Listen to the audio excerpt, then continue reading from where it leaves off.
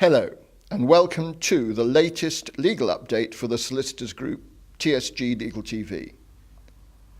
My name is Paul Clark. I'm a commercial property lawyer, presently a consultant with Cripps Harris Hall in Tunbridge Wells, although I've been doing commercial law for over 40 years. Today my subject is service charges in commercial property. It's fair to say that we lawyers are the people who devise structures for our clients to adopt. And by that I mean the physical structures, not just the legal structures. It's the lawyers who decide how boundaries work and how properties are to be divided up. And there was a time, not so very long ago, when we divided up properties physically. In other words, we gave each owner of the property a slice of each wall that divided their property from next door and responsibility for their own roof. This had some awful consequences. I once acted on a shopping centre in the Midlands where a tenant complained that the water was coming in the roof. When we looked into it, we said, well, you're responsible for your own roof. It says so in the lease. Get on and repair it. They replied, well, our roof is fine. It's next door's roof that's got the hole in it, but the water's coming through our shop, not theirs. They're the sort of problems one encounters.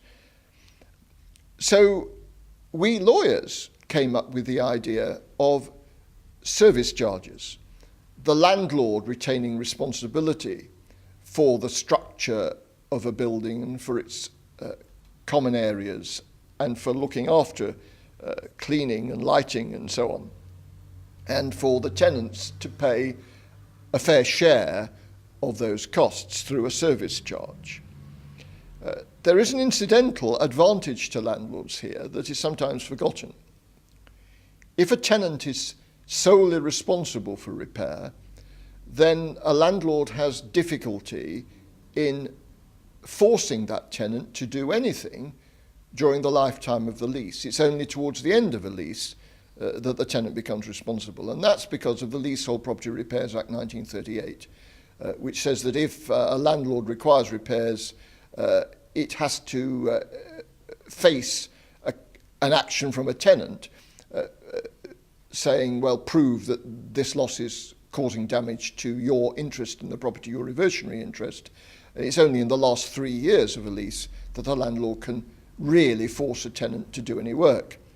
Of course, if there's a service charge, the landlord can do whatever works it likes within reason and keep the building in first-class order at the cost of the tenants. There is no equivalent to the Leasehold Property Repairs Act.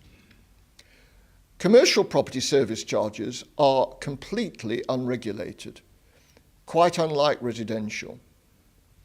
This is important for those of us who deal with mixed-use property.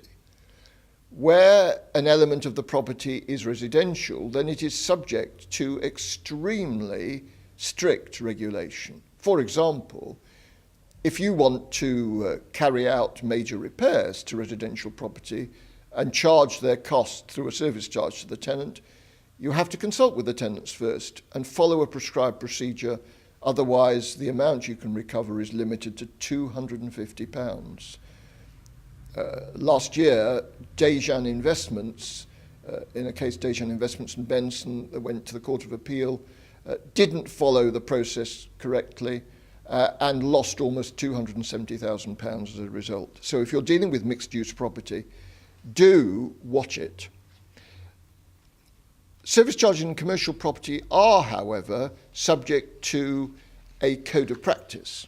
A code of practice that is now in its second edition and is in fact an official code of practice published by the Royal Institution of Chartered Surveyors, a code that chartered surveyors ignore at their peril.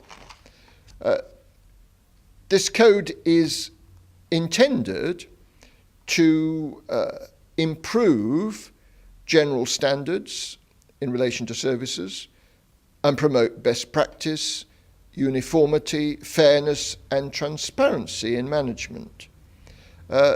Its main aim is administrative.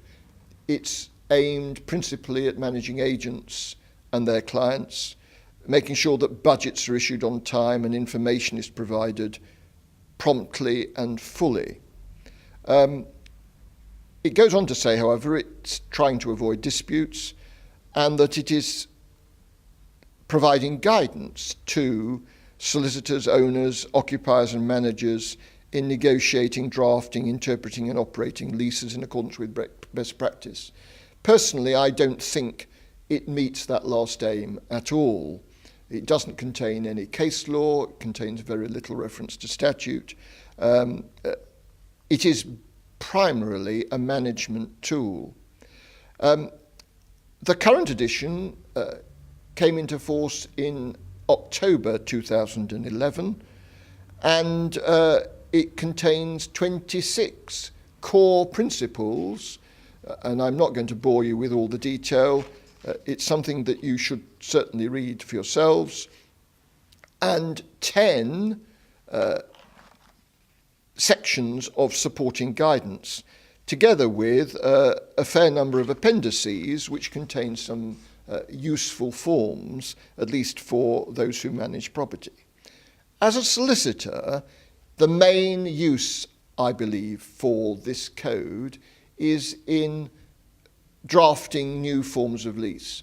If you are instructed in producing a form of lease for a shopping centre, say, then, and I think this code is aimed largely at shopping centres, although it's not restricted to them, then I believe you should be looking at this code and seeking to put its principles into the draft that you're producing. What I would not advise is to draft a lease which says that the landlord will have regard to the service charge code in operating the service charge. The service charge code is not drawn in legal language. It makes a lot of generalizations, and I believe it isn't appropriate for a landlord to adopt as part of a legal document. I wouldn't like to see the court having a go at interpreting some of its provisions, for example. So it's there to inform, I believe, the drafting and negotiation of leases, not really their interpretation or application so far as the lawyer is concerned. But very important, nevertheless, that we take it on board. Service charges are still a cause of disquiet as between landlords and tenants. Tenants believing that they're being overcharged, landlords concerned that they're being asked to run properties at their own cost when, if the tenants own them themselves, they would have to shell out that money. So an important area of law for us to be aware of. Do read the code for yourselves. And on behalf of myself and the Solicitors Group, thank you for listening to this legal update. Keep an eye out for further updates from TSGLegalTV. We look forward to seeing you again soon.